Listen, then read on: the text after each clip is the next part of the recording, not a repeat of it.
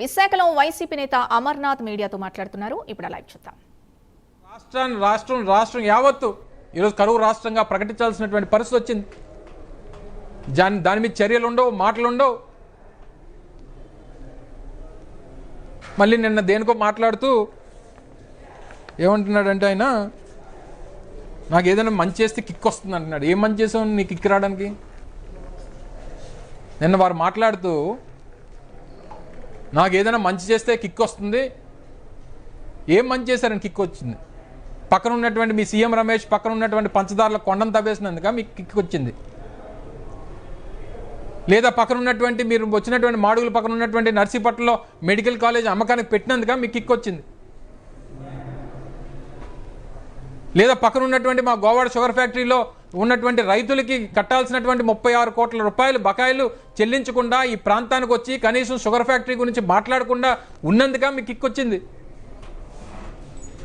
విశాఖపట్నంలో ఎకరం భూమిని 99 పైసలకి ఇచ్చేసి విశాఖపట్నంలో ఉన్నటువంటి భూములన్నీ దోచిపెట్టినందుక మీకు కిక్ వచ్చింది, లేదా మీ కొడుకు తోడలైనటువంటి గీతం అధినేత అయినటువంటి భరత్ 5,000 కోట్ల రూపాయలు భూమిని కబ్జా చేసినందుక మీకు కిక్ వచ్చింది. చంద్రబాబు నాయుడు గారు దేనికి కిక్ వచ్చింది చెప్పండి?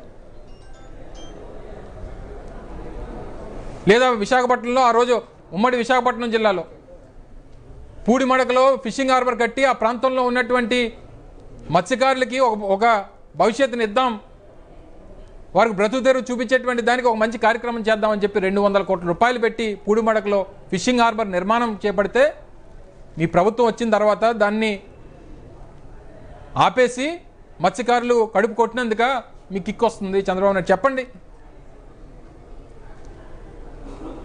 ఈరోజు ఇన్ని కార్యక్రమాలు ఈ ప్రాంతానికి అన్యాయం చేసి, లేదా ఈరోజు పోలవరం ప్రాజెక్టులో 45 మీటర్లు ఉండాల్సినటువంటి నీటి మట్టాన్ని ఈరోజు 41 మీటర్లు ఉంటే చాలు అని చెప్పి కేంద్ర ప్రభుత్వంతో మీరు ఒప్పుకొని వచ్చి అసలు ఆ 41 మీటర్ల కాంటూర్లో మీరు వాటర్ నిలబెడితే అసలు ఉత్తరాంధ్ర సుజల స్రవంతి అనేటువంటి ప్రాజెక్టే అసలు లేనట్టు.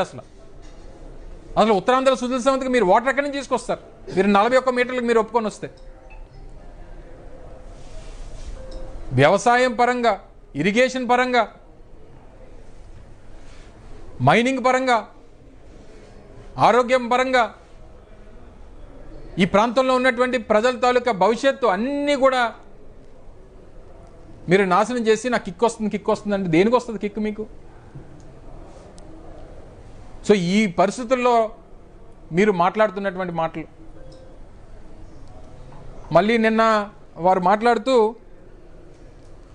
చెత్త నుండి కరెంటు తీస్తాను లేదా ఇంకేదో చేస్తాను, పాపం చిన్నపిల్లలను తీసుకొని వచ్చి మాట్లాడిస్తున్నారు.